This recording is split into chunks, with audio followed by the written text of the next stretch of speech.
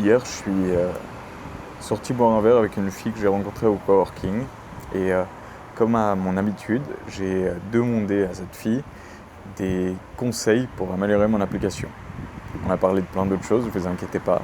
Mais c'est quelque chose que j'aime bien faire, demander aux gens que je rencontre ici à Chiang Mai ce qu'ils pensent de mon application pour pouvoir l'améliorer, pour pouvoir avoir un avis externe.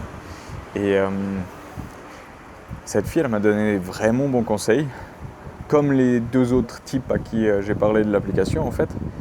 Et ça me fait penser d'ailleurs, si vous avez l'occasion de la tester ou si vous avez des idées en entendant cette vidéo, n'hésitez pas à me les dire en commentaire, ça m'aiderait beaucoup.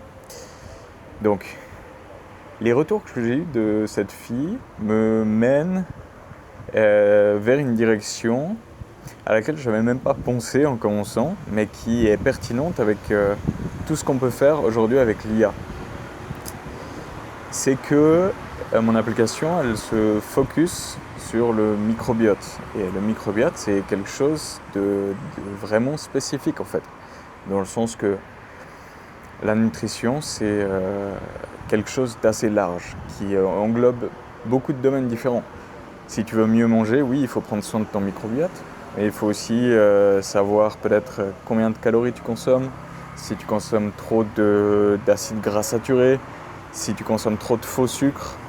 Et ce genre de choses, je pourrais aussi les monitorer assez facilement avec mon application. Et ça pourrait devenir une application qui est plus généraliste et qui s'intéresse vraiment à, d'un point de vue nutritionnel, comment les gens mangent, et qui donne aussi des conseils. Parce que l'IA, elle est capable de récupérer énormément de données sur ces gens, surtout s'ils enregistrent leur repas. Et avec toutes ces informations, je suis capable de donner des conseils personnalisés, comme je le fais déjà, mais spécifiquement sur le microbiote. Et je suis capable de leur faire un plan journalier de comment ils pourraient mieux manger. Et toutes ces choses-là, c'est des réflexions qui viennent de ces discussions que j'ai eues avec ces gens récemment. Et je pense que ça peut vraiment être dingue de prendre cette direction-là. Et c'est une grosse remise en question, parce que ça veut dire que mon application, elle change beaucoup. Ça reste le même design, ça reste la même structure, mais elle change beaucoup.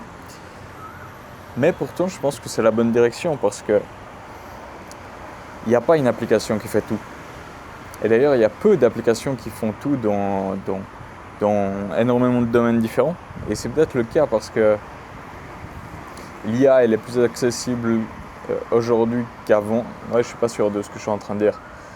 Mais en bref, j'ai l'impression que les applications n'essayent pas d'être autant complètes, mais plus de cibler un problème spécifique, ce qui est peut-être cohérent.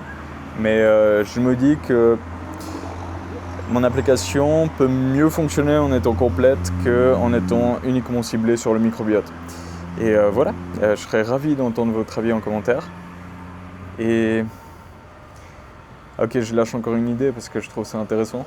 En fait, du point de vue de la santé, c'est cool parce que cette structure d'application où tu essayes vraiment de proposer des solutions à un problème, donc mieux manger, ça peut être le but de cette application, mais tu peux faire ça pour plein d'autres domaines en fait, et je trouve ça trop dingue.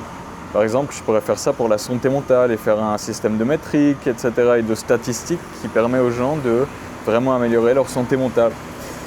Bref, j'adorerais faire ça, on en parlera dans d'autres vidéos. Là, je me focus sur cette application et j'espère réussir à l'améliorer comme je veux et de faire, quand le produit est vraiment final, de gagner de l'argent avec ça, ce serait cool. Ciao.